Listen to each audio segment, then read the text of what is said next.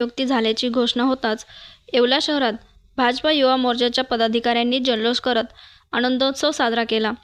येथील भाजपा युवा मोर्चाच्या पदाधिकाऱ्यांनी संबळ लावून फटाके फोडत तसेच संबळाच्या तालावर नाचत गिरीश महाजन यांच्या नियुक्तीचा आनंद व्यक्त केला।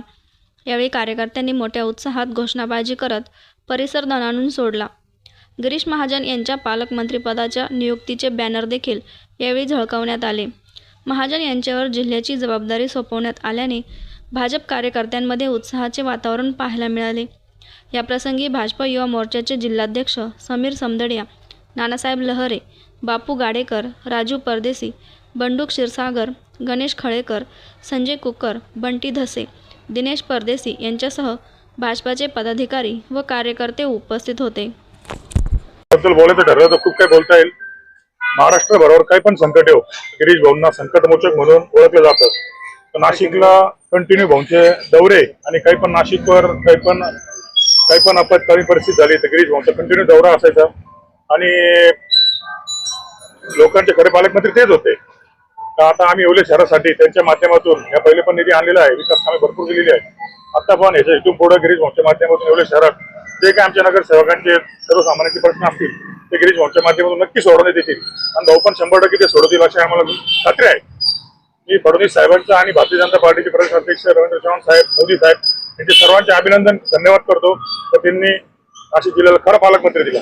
भारतीय जनता पार्टीचे संकटमोचक म्हणून ज्यांची ओळख आहे असे आमचे मार्गदर्शक गिरीश भाऊ महाजन यांची नाशिक जिल्ह्याच्या पालकमंत्रीपदी नियुक्ती झाली।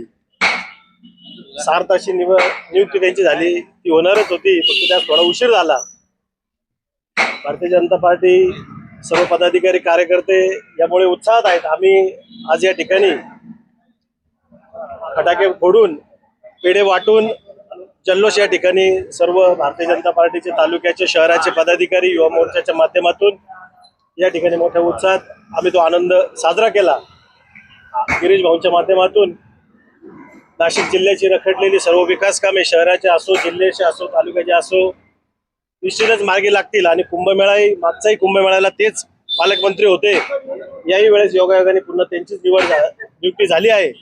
जसा मागचा कुंभमेळा यशस्वी झाला तसाच यावेळेसही त्यांच्या माध्यमातून हा कुंभमेळा देखील यशस्वी होईल अशी आम्हाला खात्री आहे। जनता पार्टीचे संकटमोचक माननीय गिरीश भाऊ महाजन यांची नाशिक जिल्हा पालकमंत्री म्हणून नियुक्ती झालेली आहे।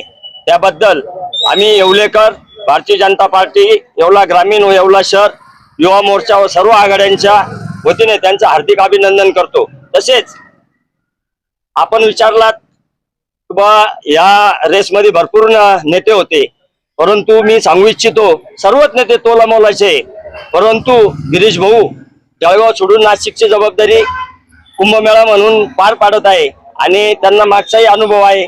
त्यामुळं माननीय मुख्यमंत्री यांनी त्यांच्यावर विश्वास ठेवून पुन्हा एकदा नाशिक जिल्ह्याची जबाबदारी दिली, त्याबद्दल आम्ही सर्व येवलेकर या गव्हर्नमेंटचे आरोग्याची खात्री सेवेत तत्पर येवला शहरातील विश्वासार्ह नाव डॉक्टर साळुंखे यांचे अनिरुद्ध मल्टी स्पेशालिटी हॉस्पिटल।